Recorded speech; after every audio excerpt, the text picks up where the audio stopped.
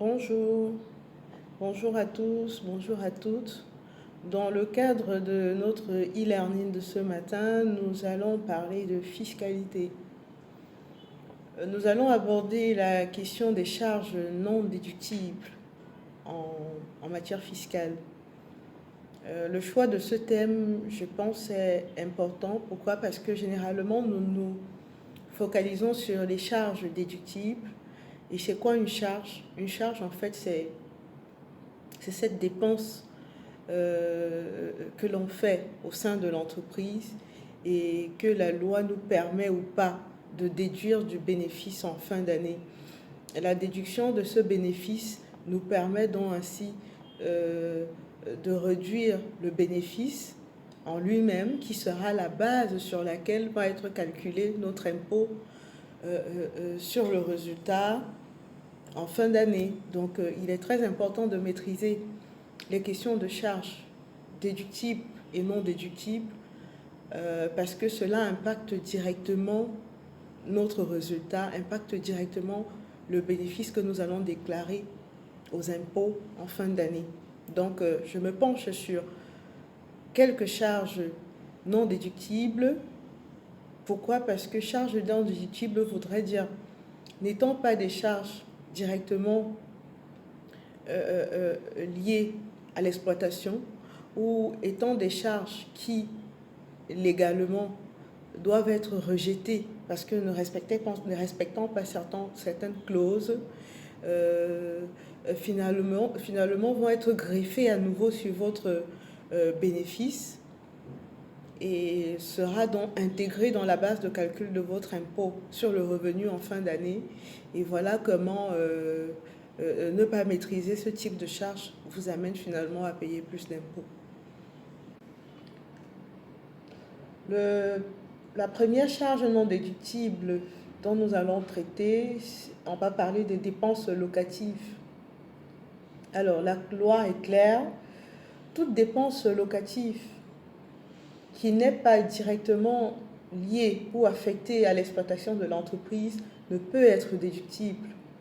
Donc, vous louez un appartement à votre frère et en fin d'année, vous vous dites, comme ça vous coûte énormément, alors vous allez le greffer dans les charges de l'entreprise pour pouvoir réduire votre résultat fiscal. Alors non, la charge ne sera pas déductible. Et si vous l'avez fait, pendant le contrôle, l'inspecteur va le réintégrer dans la base de calcul de votre bénéfice et vous allez payer l'impôt dessus.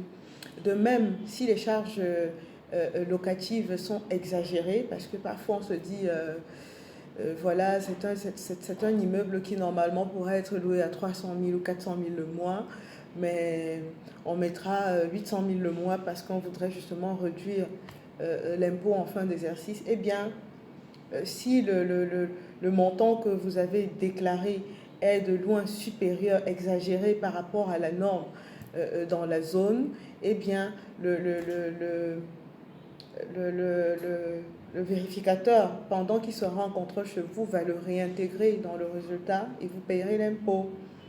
Ça, c'était pour la première charge. La seconde charge non déductible, nous allons parler des dons.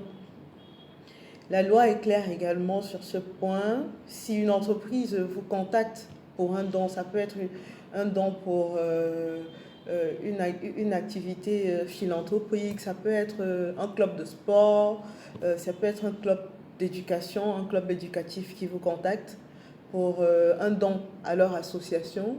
Eh bien, sachez que si le montant de votre don est supérieur, dépasse de 0,5% votre chiffre d'affaires de l'année, alors le montant sera réintégré. Donc faites très attention à la valeur que vous apportez lorsque vous faites des dons.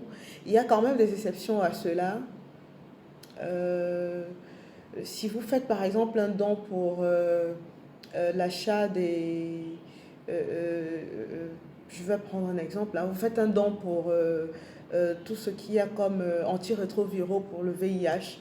Vous faites un don, par exemple, en cette période de Covid-19, vous faites un don pour aider l'État dans tout ce qu'on a comme masques et tout le reste pour soutenir l'État dans la lutte contre le corona. Alors, pour ces dons exclusivement, vous pourrez déduire complètement la charge. Donc, il n'y aura pas de conditions de pourcentage par rapport à votre chiffre d'affaires appliqué. Vous serez en droit de déduire toute la charge. Troisième charge non déductible, ce sont les amendes et pénalités. Eh oui, prenez l'habitude de bien vous tenir, de bien vérifier vos états comptables, de bien vérifier les normes fiscales. Pourquoi? Parce que lorsque l'administration fiscale vous sanctionne d'une amende ou d'une pénalité, eh bien, les amendes et pénalités ne sont pas déductibles. Cela voudrait dire que si en cours d'exercice, vous payez environ 100 millions ou 50 millions dans le cadre d'une forte amende ou bien d'une forte pénalité suite à un contrôle, eh bien en fin d'année, vous ne pourrez pas le déduire de votre résultat. Vous voyez, c'est dur.